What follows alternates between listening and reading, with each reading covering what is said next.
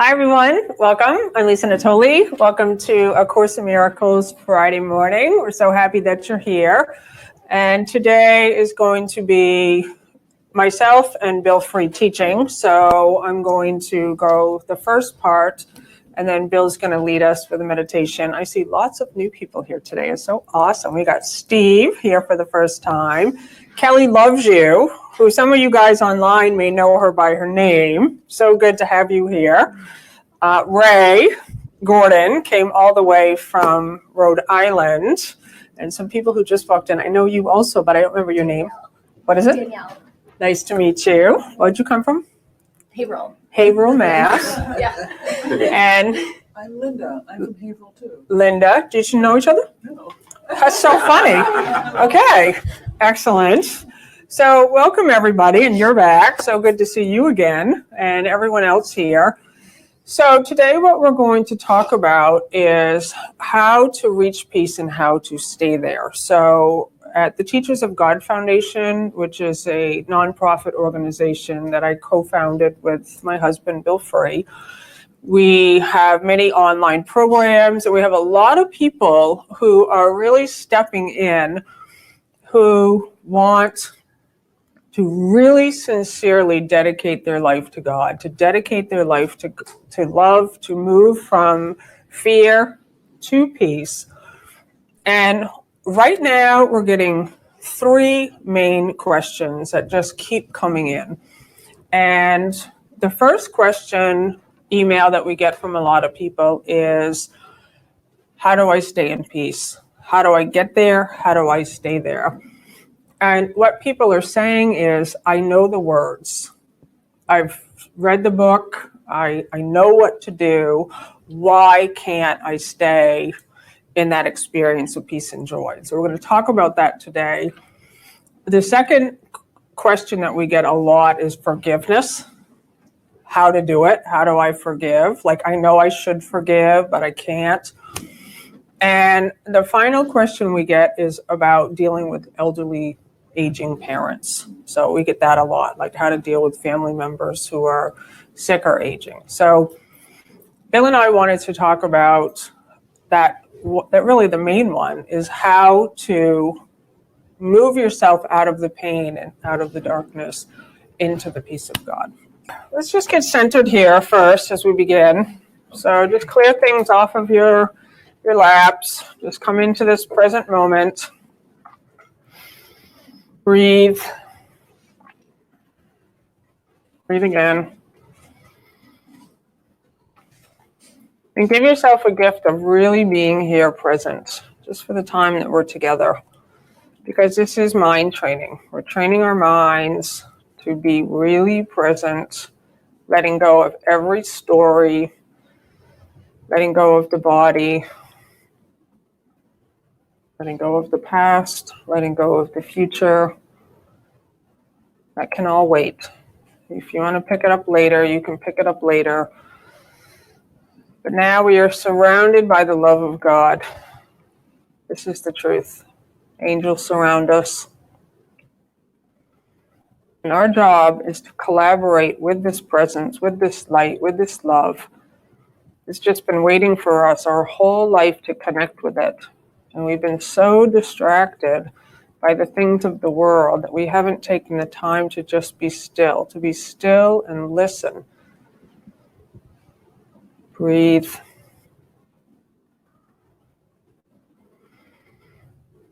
And so we thank you, Father, that we are here together. This is our new beginning for each and every one of us. We dedicate our hearts and our minds to this presence, which is ourselves. And we invite new experiences to come. We have a willingness to let the past go. We have a willingness to let our grievances go. We have a willingness to forgive. And we don't have to know the way to you. We know that we become little children. And we acknowledge your presence and your power with the wisdom to follow you, the light that we are. Amen. Welcome. So really excited to be here today. Bill and I, like I said earlier, we wanted to talk about the peace of God and how to find it and how to stay there. Because the number one question, the emails that we receive from the Teachers of God Foundation is about this very topic. And the people who are writing these questions are self-aware, alert, dedicated, intelligent. They've read A Course in Miracles. They know what to do. And they're still having an experience of not being able to rise up to joy. And I know all about this because I have had the same experience. Like, I have had A Course in Miracles since 1992. I have been 100% dedicated to it since July 4th, 2000, when I stood in my living room in Brooklyn and said, God, if you're there, I'm all yours. And I got set on a path where 6 days later, I lost my job in New York City. And I was like, okay, that just happened. Like, I knew it was connected somehow. Like, I knew that I had opened up an energy field for a new experience. And of course, the mind at first wants to be very fearful, like, well, I wanted to work for God, but I didn't want it to go that way. Like, how am I going to pay my bills?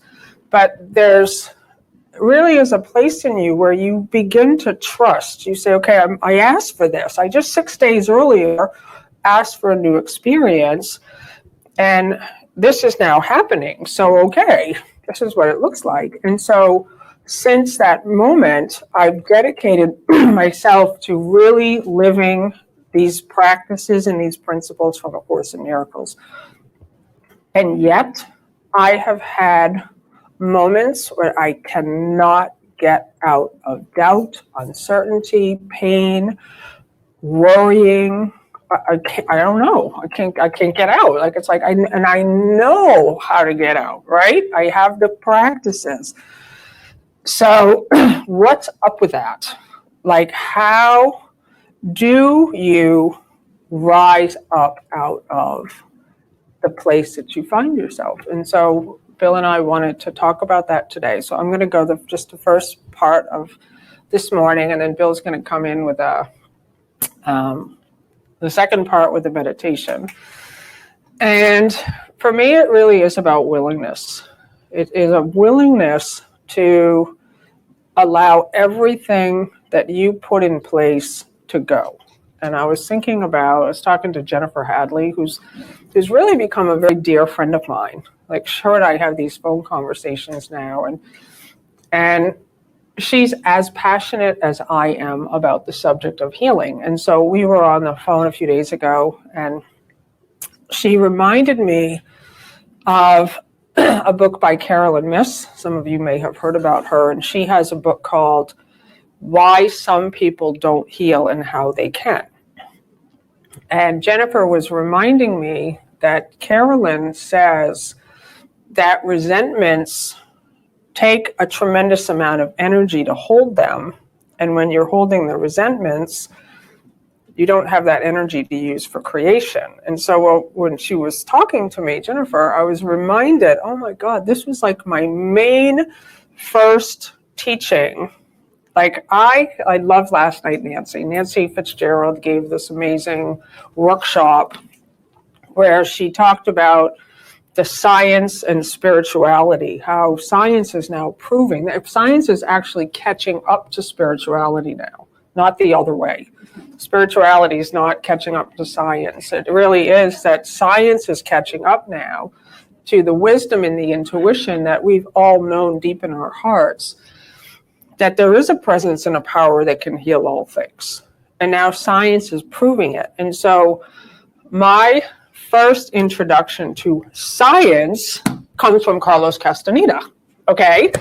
And Carlos was writing fictional stories about this guy named Don Juan in Mexico. So he follows the Toltec tradition. I read these books when I was in my 20s, and I knew they were true.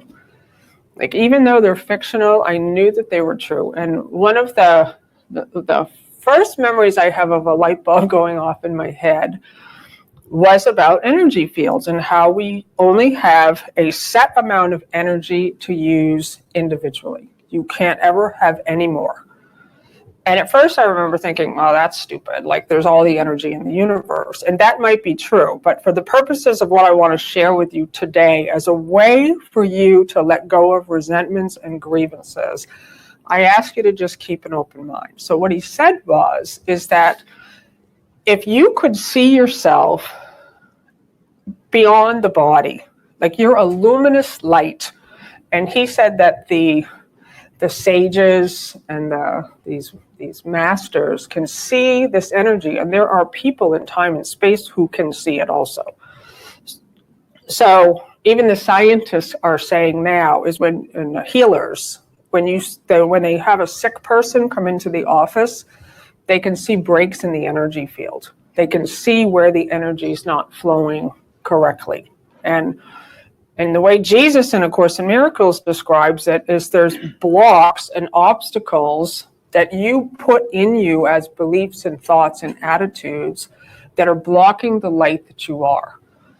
And so the work that we're doing is to become aware of the blocks and the obstacles, the beliefs, the attitudes, and the thoughts, and have the willingness to remove them. And so what Carlos Castaneda was saying was, so each one of us has like an egg-like shell around us, like a light. And when you're closed in isolation, it's not luminous. The light's there. In the lights, you can always see the light, and that's what Jesus is saying in A Course in Miracles. There is a light in you which cannot die. But in most of us, as you begin, the light is like a little spark. It's like a little flicker. And it's covered with all our own dark beliefs, our own ideas. And so he said that these ancient masters can see where your energy is leaking. And what it does is it creates a break in the luminosity, and you are affected by it. And this, Jesus says, like, what you are thinking eventually is going to show up in your physical reality. And so I remember thinking about that, like, oh my God, that's brilliant. And that's, when I look back at all my journals and my notes and the things that interest me the most, it comes back to this idea of scattered energy and centering the energy. How do you center the energy? Stillness. Always in the quiet. So like what Nancy Fitzgerald was talking about last night was, she was talking about Joe Dispenza, Greg Braden, who is it? Bruce Lipton, Lee Carroll. And they're talking about the heart coherence, heart math. And they're talking about when in the stillness and in the breath and in the, like that focusing and that centering, everything just comes back to the center. And so I remember it was like an aha moment for me, like, oh my God, that's why I give up grievances. Not because it's moral or because it's right or because I have to or because it's spiritual. I'm wasting my energy. I'm literally wasting all the energy of the universe. I am taking the power of God, which has been given to each and every one of us, and I am using the power of God to hold my identity together to be a human person called Lisa Natoli. That's screwed up. That is screwed up. And I'm using the power of God to sequence the past and the future. So we just take it for granted as human beings, memory. We all just think, oh yes, I can remember that. And when you can't remember something, the world has a term for it, that it's dementia or that it's getting old. But what it is, it's literally you taking the power of God to go into the past grab something out of the past, bring it into the present, hold it here, and plan for the future. Really. And that's amazing. And we spend all our time doing that. We think about our problems. If any problem that you think you have, like what you shared with me about maybe not going on the Camino. So you might think, well, I can't go on the Camino because I have this. I have this thing going on with whatever, my foot, my knee, my heart, my this. How do you know? You don't know. The only way you could know is that you have a memory that you have a foot problem or whatever that term was that you said to me. And you bring it here. What? I mean, the pain is now. But is it? Okay, so that's good. So she said the pain is now. So yesterday I had a tooth extracted, okay? And the tooth has been broken for 20-something years, and I've been like, it has never hurt me. It's way in the back over here. And I don't know. I never thought about it. And then when I got into Course in Miracles, I was like, oh, I don't need doctors. I don't need dentists. I did that whole big thing. So the last time I went to the dentist, and that's why I got this thing going on over here. She for 1 hour, had this curled right over here. So up until 6 months ago, I hadn't gone to the dentist since the 90s. The last time I had a job in New York City in dental insurance. So I hadn't been to the dentist, and I was like, yeah, I'm good. And I also, it's so interesting when you can come into a place of just totally looking at everything. I have not realized that because of A Course in Miracles, and it will always be my foundation. I am so in love with that message, but I took that message and I went right off grid with a lot of the ideas in there. So one of them was I don't want to be here in the world. I don't want to be in the body. There is no world. It's an illusion. I don't want to be here. And so I really, for a long time, did this disconnect thing where I just wasn't present in the body because I didn't care about the body. I don't care if my teeth rot. I don't care. I want to go. I don't want to be here. I don't want to be in the body. I don't want to be in the world. That's an unconscious death wish. The Course doesn't teach that. The Course says you're not here anyways. And if you find yourself here, I need you. I need your eyes, your feet, I need all of you. I need your willingness to be the light, to carry God's peace to all the places that you're going to go. And so a couple of days ago, a part of the tooth chipped off. So I'm like, well, what the hell is that? It was like a rock in my mouth. And then the next day, a filling from the 70s fell off. So I'm like, oh, okay. And it was totally jagged, and the side of my inside of my mouth was catching on this jagged piece. So I knew I have to go get this checked out. So the mind starts, oh my God, how am I going to pay for this? It already told me how much it was going to be for a crown, and I don't have that kind of money. And so you get to be in the mind training with this work, right? And so I said, okay, I'm just going to go make the appointment. And that's what I love to teach. Take one step. Just take one step. Okay, I don't have to think about how am I going to come up with $1,800 for a crown, or what are they going to do? And I just went to the office and said, okay, I need to have my tooth checked out. They said, okay, Thursday morning at 8 o'clock. I said, okay, good. So as soon as I went into the office, and I was so scared, it's just that's a memory though. Why are we afraid of the dentist except for a memory? I have a memory of it being a torture chamber, right? So I'm doing the mind training on, my heart's beating real fast. I'm like, oh my God, I don't want to go. And I was like, okay, Lisa, this is the work. This is what it means to be a miracle worker. It's in every moment you're being present to the fear, and you're not wasting your energy. I was not going to waste my energy. And so I get there, and they do a x-ray, and I was aware of making a connection with the x-ray technician. She just really calmed me down. I was like, oh my God, thank you so much, for the way you're being with me. And then in the chair, the dentist came in. She took one look. She goes, that tooth's got to come out. I was like, okay. She said, you want to do it now? I said, yep. So they were getting me ready, and they put the goggles on me, and I just shut my eyes, and I just naturally had my hands like this. And they're both behind me, and they said, you ready? I said, I'm excited. And they both started laughing, and they're like, okay, good. And I was like, I'm just thinking, okay, I might as well have a good attitude here, right? I have to do this. So it took them 1 hour. They had to, I thought maybe it's, and this is where I'm like, oh yeah, Jesus is going to make it just come out quick.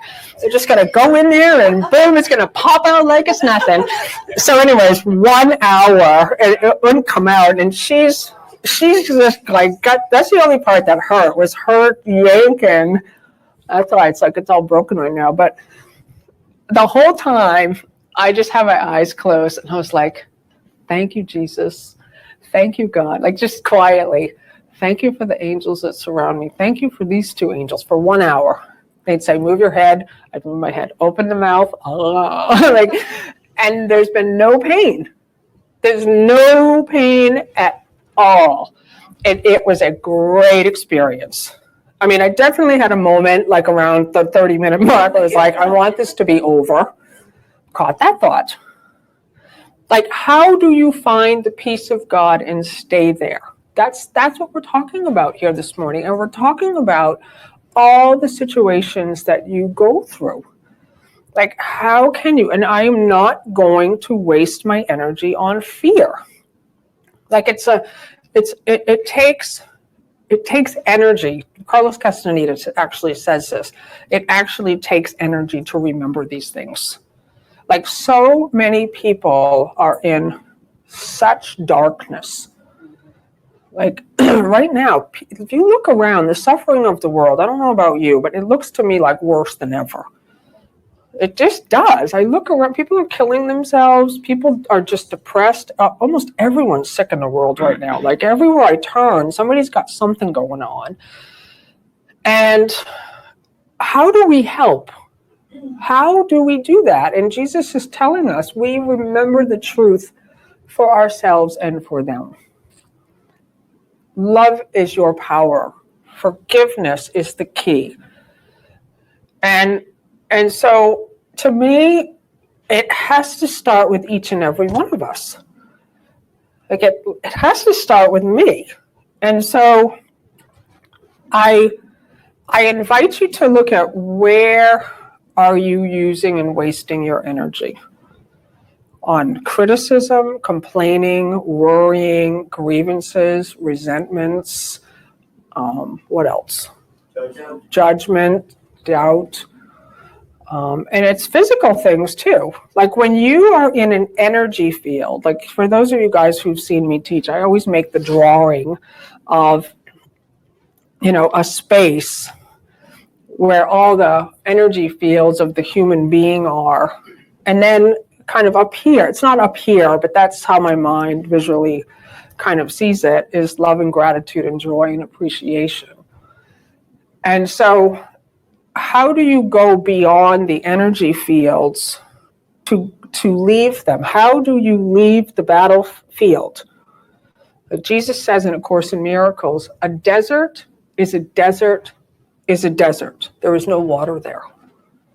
There's nothing, you can do anything you want in a desert, but it will never have water. The only thing to do with the desert is to leave it. And so what that means is in the place where you are thinking about your problems, there's nothing going on there. It's a very dry, scorched, dusty place, and there are no miracles there. The only miracle that happens in that space is to be still and allow yourself to leave that place, to remember, I'm not alone. I'm not alone. And that's why all yesterday, it's still a little bit puffy, but I was totally expecting the worst pain ever. That's from the past too, right? I'm expecting they just took a tooth out. It's probably got the roots. And so all day I had moments yesterday where I was like, I'm in pain. And then this is why I thought of the story with you. I actually checked in and was like, I don't think I am in pain. Like I did a thing on it, like, I said, I guess I would have a sensation of the puffiness from the, whatever they call that anesthesia thing that they did. So I would feel that. It wasn't pain. I would feel what she had done here. That was, but not pain. So, and I kept expecting the pain to come. I was like, okay, it's going to wear off. That's a memory. You see, it's all memory. All we do is memory all day long. So this is going to wear off, and then it's going to be really painful. And then I had an appointment to come to see Nancy last night, and I was so excited all week long. I didn't expect my tooth to be pulled out yesterday. So all in the afternoon, I start running a story. I think I'm going to cancel with Nancy tonight. I think I'm not going to go down to Unity on the River because I'm going to be in so much pain later. We laugh, but that's what we do, right? That's exactly what we do. And then I'm thinking, well, it's going to be exactly in the middle of Nancy's class when the pain's going to kick in, because I did the hours on it. I was like, yep, and I should rest. I should just take it easy. I was like, oh my God. And then it was like, maybe I shouldn't be doing it. Maybe I should just like lay down. Like maybe I need to just rest and let the body heal. It's all the past, right? That's all we do all day long. And so then I was thinking, okay, I'm good. Like there literally was no pain. And I went, and that was brilliant, Nancy. You have to keep doing that. Bill and I were so happy to be there last night. It was such a good class. And you are such a good teacher. And I was like, no pain last night. I said to Bill, they gave me these narcotics, and they were $9, and I decided, I'll just get them, whatever. And I thought, I don't want to take them. So, but they said, if you don't want to take them, you can take ibuprofen. And so Bill had some of those, and I said to Bill, this might be a dumb question, but if I don't have pain, should I take a pain pill? But to me, it was like a serious question, because I was like, I don't want the pain to kick in while I'm sleeping, and then to be up all night long. I'd rather just like take the pain pill. And so he goes, I don't think if you're in pain, you should take the pain pill. I'm like, okay, good. I won't. So, but it's like, do you see what happens though? And so how this whole talk is about how to find the peace of God and how to stay in the peace of God. And to me, it requires constant mind training. That's it. And it gets easier and it gets easier because you can actually see the difference. And then I was expecting to wake up this morning with pain. No pain again. I actually, in all honesty, I'm expecting it to kick in a little later. I'm not kidding. I'm like, okay, it's still a little bit swollen. So maybe it hasn't gone down yet. But that's how the mind works, right? So I really just want to invite you later, when you really have some time to sit with this, to think about your energy. Like, this is the power of God. How are you using your energy? Are you using it for grievances, judgments, resentments? How are you using it? And know that you're wasting it. And the way Carlos Castaneda talked about it was, this is scattered energy. So every time you think about something, your energy goes over here, and then you go over here, shiny object, over here, shiny. Like, you constantly judgment, resentment, this, that, problem, pain, blah, blah, blah, blah. Like, your energy's all over the map. And the training is bring it home, come on home. So, I was reading in a course about this child. There's a child within us who calls to us unceasingly to take this child home and us with it. This is the Christ. And this child came because it knew you would be a protection home for it. It knew. And so now you're honoring that child, you're honoring your intuition, you're honoring the voice, you're answering the call. And what happens in my experience when I started, it was a couple of years ago, when I really started to come fully into the body. It's just like, okay, no more death wish. No more trying to like leave. Forget that. Like I don't, because I'll be here as long as it takes. Like I'm here for the salvation of the world in service to God's plan. Who's with me? Okay, oh my God, every hand, yay. And so you start to recognize like, oh, I'm not going to wish I wasn't in the world anymore, and I'm going to stop saying it's too hard. Because how could it be hard if you're not alone? How could it be hard if the presence and power of the universe goes with you and loves you and cares for you and adores you and is opening doors for you and closing doors for you and showing you the path where to go? How could it be hard? It's not hard. It's only hard when you forget that. It's only hard when you forget that there is the presence and power of love with you. So I just wanted to, before I bring Bill up, I wanted to read lesson 245.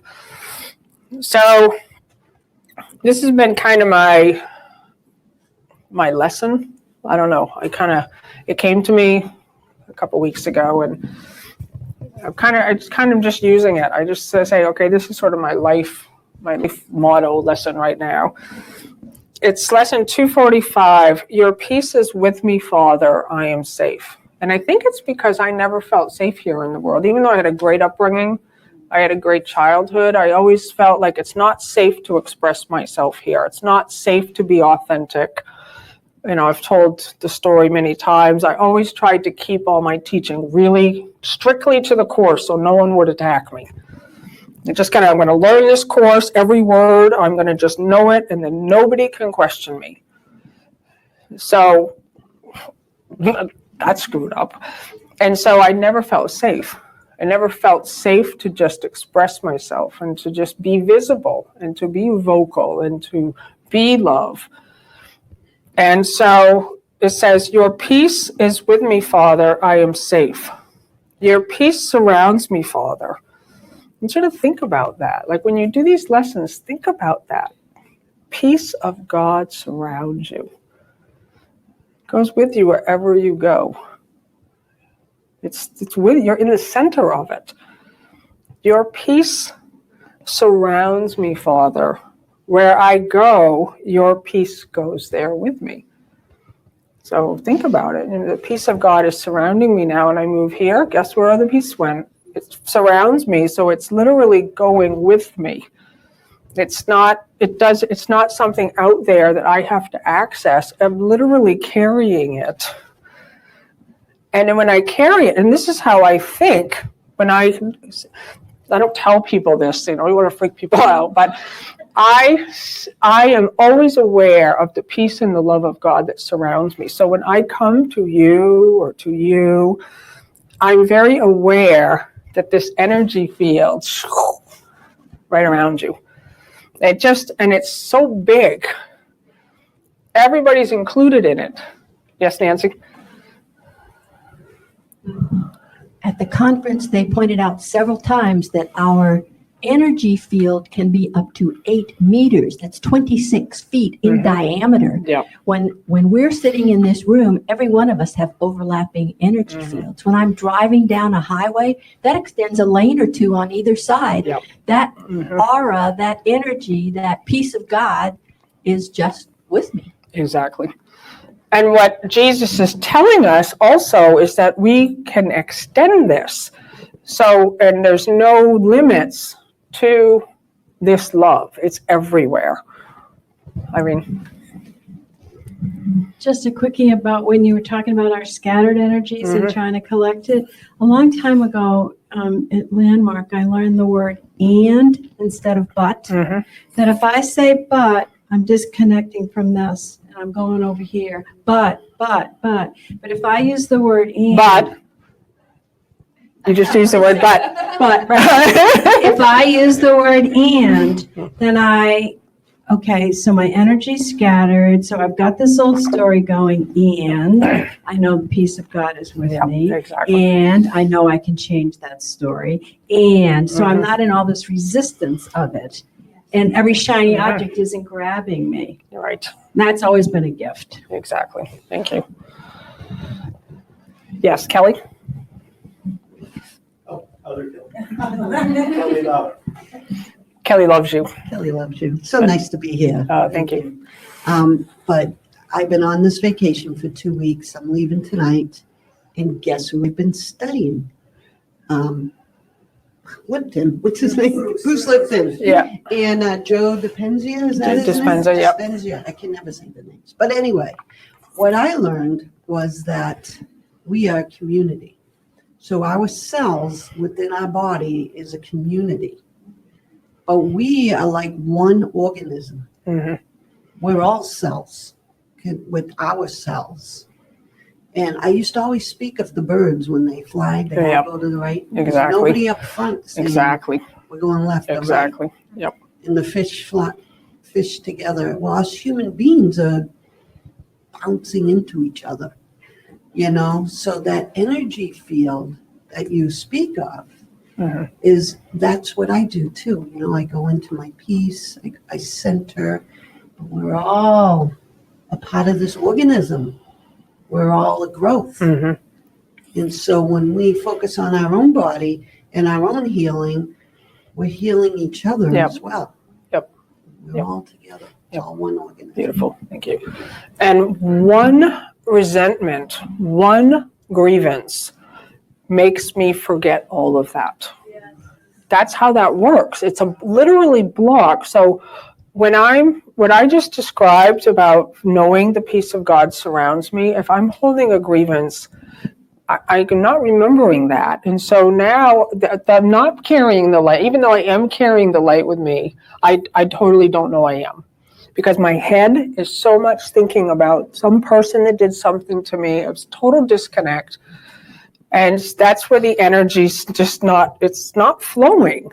And so it says, your peace surrounds me, Father. Where I go, your peace goes there with me. It sheds its light, so I don't have to shed it. It is shedding its own light. Our part is just not to block it anymore. The light knows what to do. Love is power. Love is presence. It knows what to do. I don't. It does. That saves me. But I have to get out of the way from blocking the love. Like that we've been taught, I have to be afraid of you. I have to hold the love in. Don't do that. Like that's a block. Just let yourself be where you are and let the love go where it's going. It sheds its light on everyone I meet. I love this. It says, I bring it. So I'm now deliberately, actively, and consciously aware that I bring it to the desolate and the lonely and the afraid. I'm not saying there is no world and it's an illusion anymore. That's a leap. When you stop saying there's nothing to do, it's an illusion. It's all an illusion. Your cancer is an illusion. No. The peace of God surrounds me and I carry it. And I know the truth, and I carry it, and I bring it to the desolate and lonely and afraid. Father, I give your peace to those who suffer pain, or grieve for loss, or think they are bereft of hope and happiness. So you are a light in this world. You are the light in the dark. The same way someone came to you as the light in the dark when you were suffering, you become that light now for others, and I honor you for your willingness to carry this light. I love this. And here's a part which takes courage. Send them to me, my Father. So often we just think, I don't want to deal with these crazy people. I don't want to deal with the lonely, the bereft, and the afraid. Are you kidding? I just want to sit on the mountaintop and experience the peace of God. But we're here as God's messengers. We're here as God's messengers, as a light in this world. I just love it. Send me to them, my Father. Let me bring your peace with me, for I would save your son, as is your will, that I may come to recognize myself. I only recognize myself when I'm helping you or remembering you. That's how we remember the truth. We don't remember it in isolation alone on a mountaintop. You need your brother. He says it over and over. And so we go in peace to all the world. We give the message that we have received, and thus we come to hear the voice of God, who speaks to us as we relate his word, whose love we recognize because we share the word that he has given unto us. Amen. I love you. So now it is my great honor to bring up Bill Frey. Woo! That was awesome. Do you want this? I'll keep this. Thank you. That was awesome. And there were a lot of comments online. There's about 140 out there. Hello, live streamers. Thank you for joining us.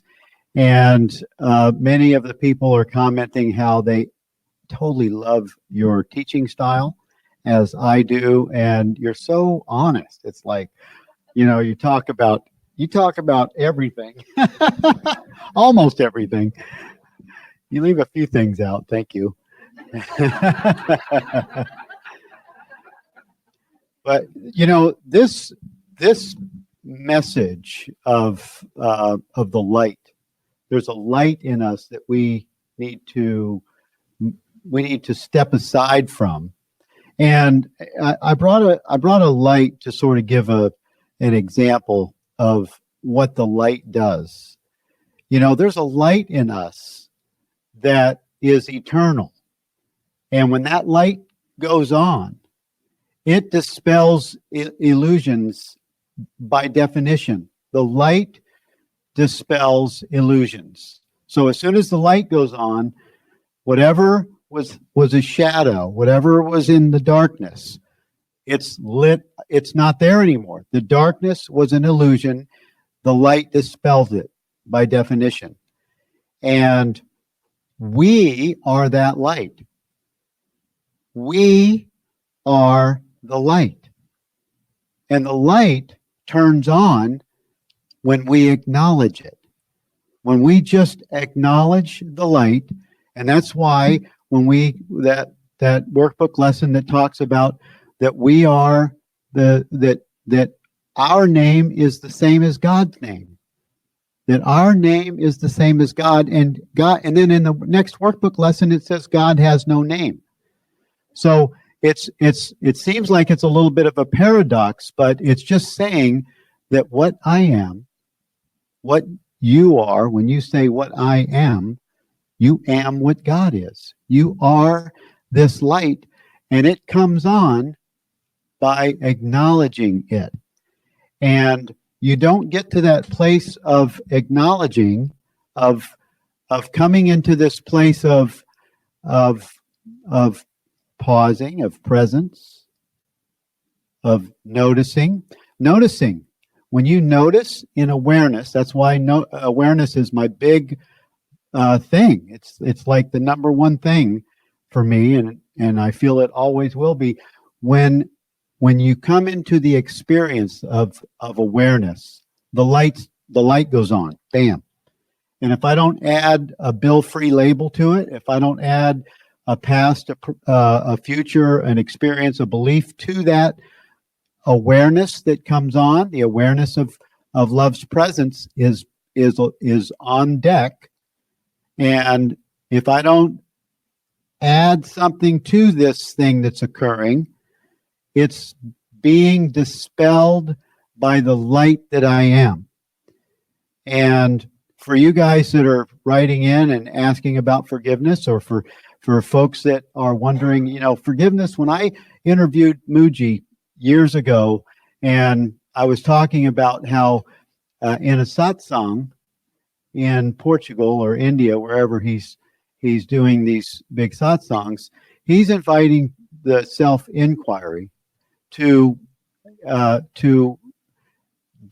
discover what it is that's asking the question, what it is that's suffering or believing in suffering, so that it can be, even for just a moment, the light can come on and reveal that is that there's something watching that there's an awareness that sees it and is not connected with it, but it sees it. It's the awareness of the experience that's always present.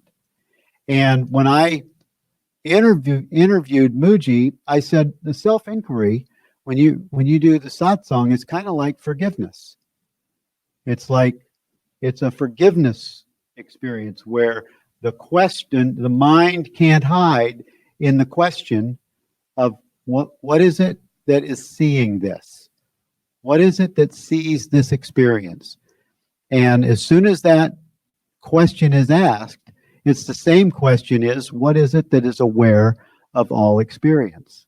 What is aware of all experience? What's aware of this experience right now? What's aware of it? And as soon as you ask the question, the light comes on, awareness is on deck. And when the light comes on, you are acknowledging what you are. You are acknowledging this light that you are. And if you'll just be still in that, this makes me so friggin' mad. Or why does this happen to me? Or like, I'm doing a carpenter job down at Vicky's house right now, fixing her windows. And I haven't done a carpenter job in probably, I don't know, maybe 3 or 4 years. And I had an old memory when I would do carpenter work where I had helpers or other carpenters working for me, and they'd be doing stuff and they would do something stupid. And I'd get this energy and say, what the fuck? You know, and I get this energy of no, don't do it this way. And this feeling would come in of, why are you doing it that way? You know, even the tone of my voice when I said, why are you doing it that way? It's like you can feel the energy of that. Well, I was just down at Vicky's house for the last, I don't know, a couple of weeks. I'd go down 3 days a week to do these repairs for her. I have these 2 brand new guys one guy is 22 years old from Kazakhstan. He's Russian. And another guy that's a beautiful guy, but you really have to help him to not be, because he's like a bull in a china closet. And if you don't keep an eye on him, he'll like break everything before you blink. But put him, channel that energy, and he's like amazing. He does the work of 3 guys. Well, I'm doing this work on Vicky's house, and I'm noticing for the first time in my life that I'm not bothered at all by their mistakes. I'm not bothered at all by things that are, that I have to redo, things that, like Rob, excuse me, I didn't mean to use the guy's name. He makes this cut in a board and he totally screws up this piece of oak. And I needed to spend about an hour fixing it. Used to be that would really bother me. And I'm just noticing, wow, this is really working. And now I'm noticing that there's a transformation that's taken place. And we're all noticing this. This work works. But it's just like Lisa said, it requires mind training, and you have to do the work. You have to. When I went on the Camino, some of you know, we did the Camino week last week, and the night before we were going on the Camino, I'm getting ready to head down. Lisa and I are coming with Shawnee down from this big monastery where she was taking pictures, and we're just checking this thing out up on this mountain. And we came down to the bottom, and we're getting ready to hit this set of stairs to go back to the hotel. Tomorrow morning is the Camino, the first day of the Camino. I said to Shawnee, I am so ready to start this Camino. And Shawnee goes, me too. And as soon as I said Camino, my heel hit a wet spot in this stainless steel staircase. And I landed about 3 steps down with my ankle facing this way, landed, twisted. Oh my God. My knee that only bends to 130 degrees went to 180. And I was in the most excruciating pain that I can remember. And the only reason I bring that up, I mean, I was shocked. All I could think of was no, for the pain. And then Camino starts tomorrow. I've been training for this for 6 months. And so that happened. But the story behind that was, okay, I needed to take a taxi cab for the next 2 days instead of walk. And I was really prepared. Lisa was with me. She would tell you, I was prepared to not walk at all, to take a taxi cab for the whole Camino. I was willing to. And I didn't get any energy on that. I didn't see disappointment come up. I just thought, okay, that happened. I mean, I didn't even get one even little ounce of regret. It was just amazing. But the best part came that when I did get the guidance, I felt, Lisa would ask me, are you walking tomorrow? And I'd go, I don't know. And the next morning I would get the guidance to rest today, take a cab, put ice on your ankle, let it, because even though the knee did this crazy thing, the ankle got the worst of it, and it was really ugly.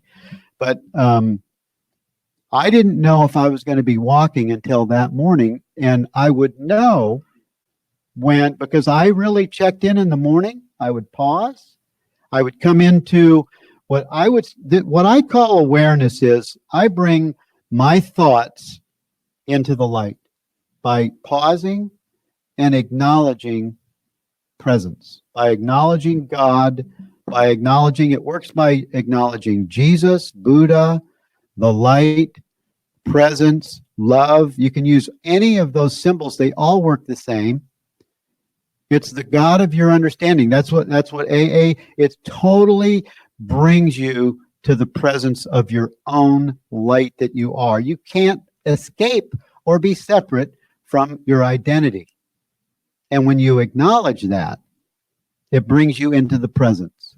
And so in the mornings, I would go into that place and I would just be aware. I'd be aware of any questions. If I had, I don't know if I'm walking today. And if I had pain in the ankle or the knee, okay, there's pain there. And then I would label that word pain and I'd say, okay, that's a sensation.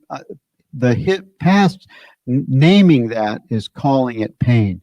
I'm gonna stop calling that pain. I'm gonna label that sensation. I did that from day 1.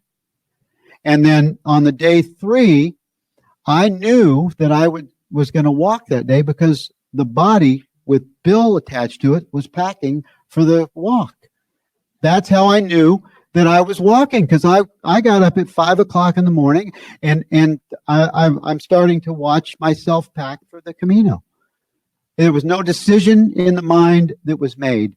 And I did that. I think I walked 2 days. The first day on the Camino was the 3rd day after the event. I walked almost 14 miles. And it was so much fun. It was so joyful. And when people would say, how's your ankle? How's your ankle? Oh, tell me about what's happening. All of a sudden, my focus would go on the ankle. It would be so friggin' painful. I wouldn't feel anything before the question came. So I told the group I was with, don't ask me how I'm doing. Please don't ask me how I'm doing, because it hurts when you ask me. My attention goes to it. So when I do what Lisa was talking about was for mind training, it is so, it's really, it's whether it's going to work or not for you. You must do the mind training. And for me, I just didn't label it pain anymore.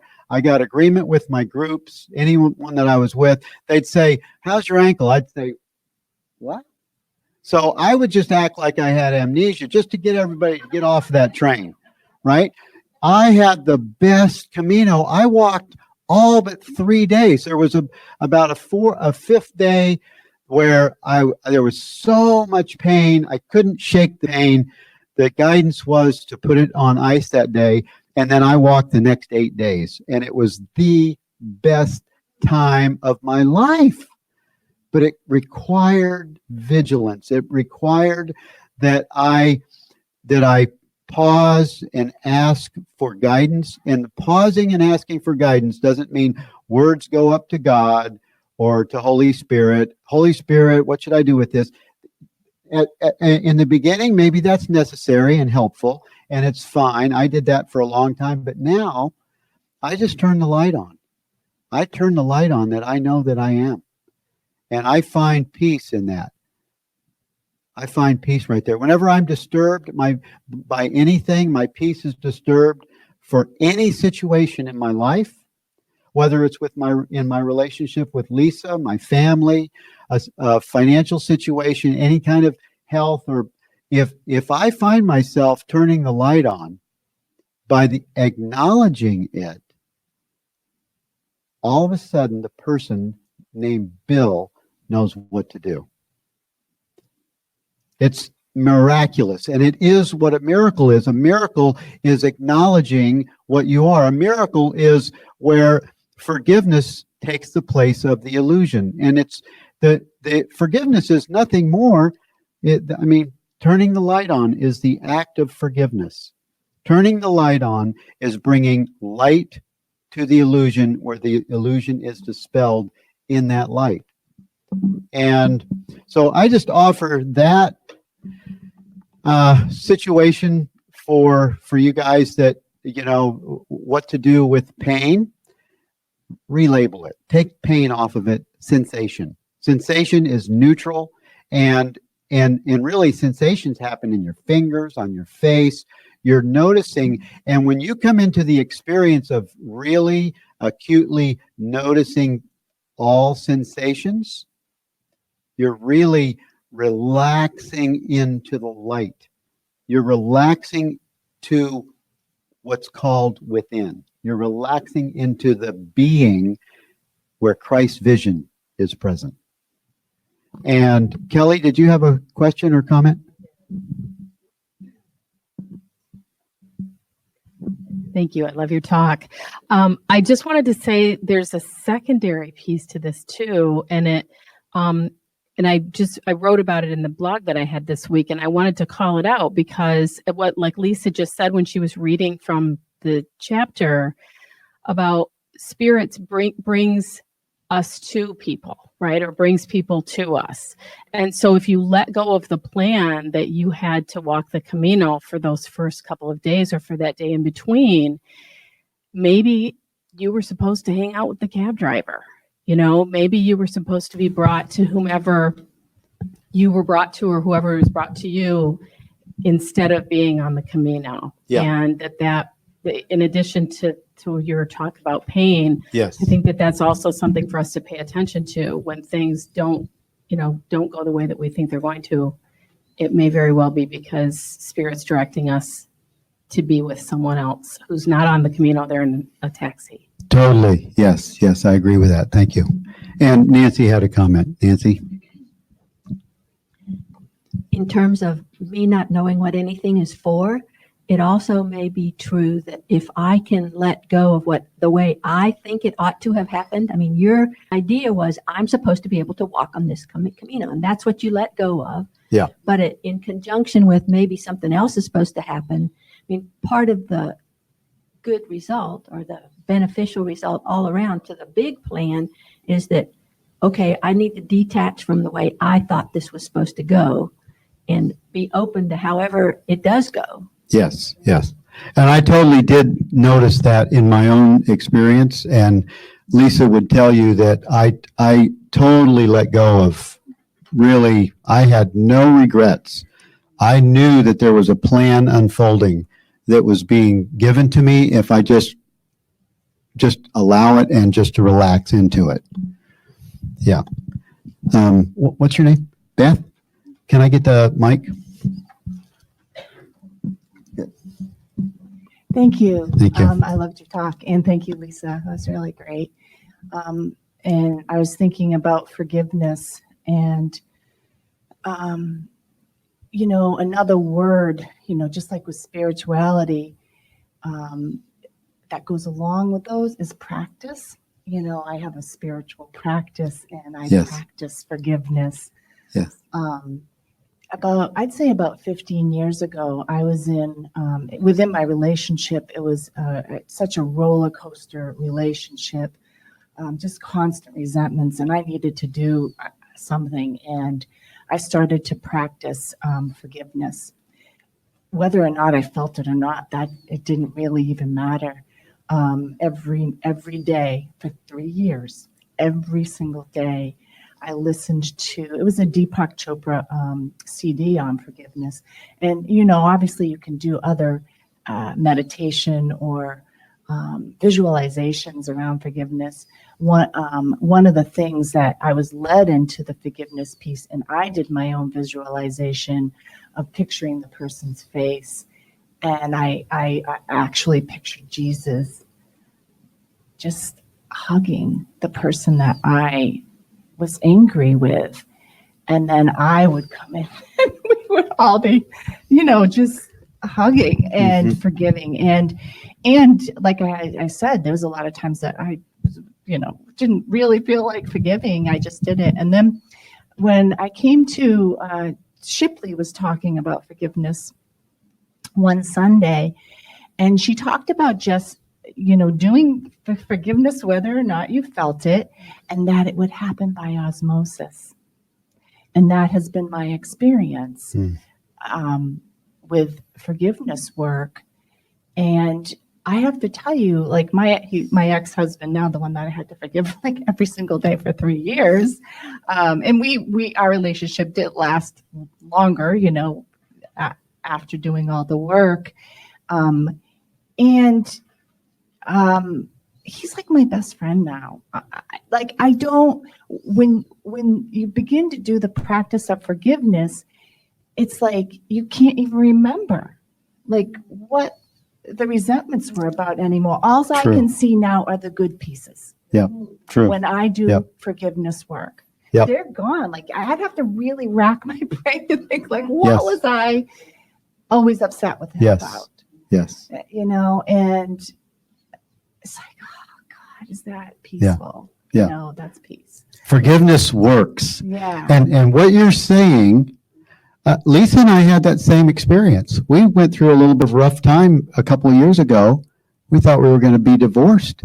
We just going, I didn't sign up for this. Well, we did sign up for it, but when you're in this headbutting, you just don't know how to get out of it sometimes. And then all of a sudden, the forgiveness kicked in on both sides. We can't ever remember what we were bothered by.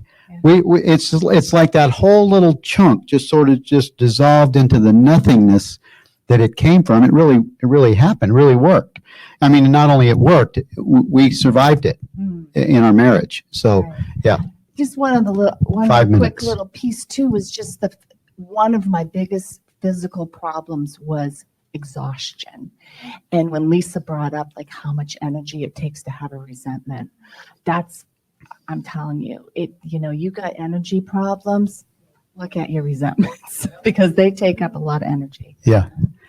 So we're gonna go ahead and close. We have 5 minutes left, and I'm gonna invite everyone just to sort of relax into a short meditation for a minute. I'm going to read a paragraph from Workbook Lesson 189 and Workbook Lesson 188. Actually, there's a prayer in the back, at the end of Workbook Lesson 189 I want to share. And in paragraph 7, it says this, and this is,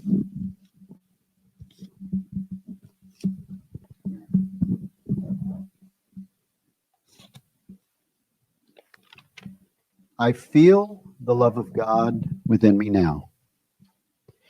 And it says in the first 2 sentences in this paragraph, there is a light in you the world cannot perceive, and with its eyes you will not see this light, for you are blinded by the world, yet you have eyes to see it. And this is what we're talking about for removing the blocks. When we remove the blocks, we actually have the eyes to see love in everything that we see. It says in paragraph 7 of this workbook lesson, I feel the love of God within me now. Simply do this. Be still and lay aside all thoughts of what you are and what God is. All concepts you have learned about the world, all images you hold about yourself. Empty your mind of everything it thinks is either true or false, or good or bad, of every thought it judges worthy, and all the ideas of which it is ashamed. Hold on to nothing. Do not bring with you one thought the past has taught, nor one belief you ever learned before from anything. Forget this world, forget this course, and come with wholly empty hands unto your God. Father, we do not know the way to you, but we have called, and you will answer us. We will not interfere. Salvation's ways are not our own, for they belong to you. And it is unto you we look for them. Our hands are open to receive your gifts. We have no thoughts we think apart from you, and cherish no beliefs of what we are or who created us. Yours is the way that we would find and follow. And we ask but that your will, which is our own as well, be done in us and in the world, that it become a part of heaven now. And let's just rest in this presence.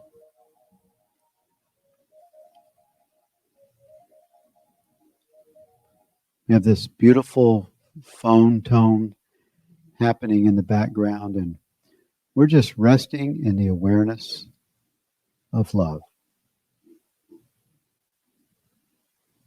We are this light by acknowledgement.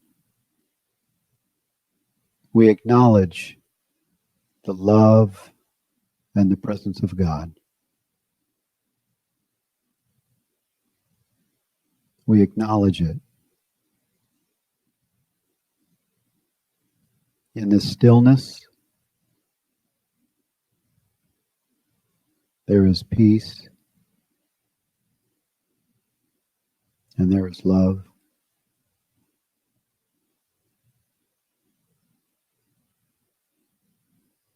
And we recognize that we are what God is. We are the current in the ocean of love.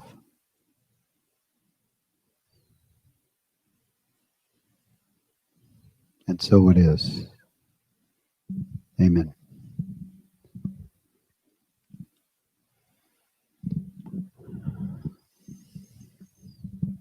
You can open your eyes if you want. Thank you, live streamers, for being with us today. We love you, we bless you, and we thank God for you. And thank you, everyone, for joining with us today. If you would please rise.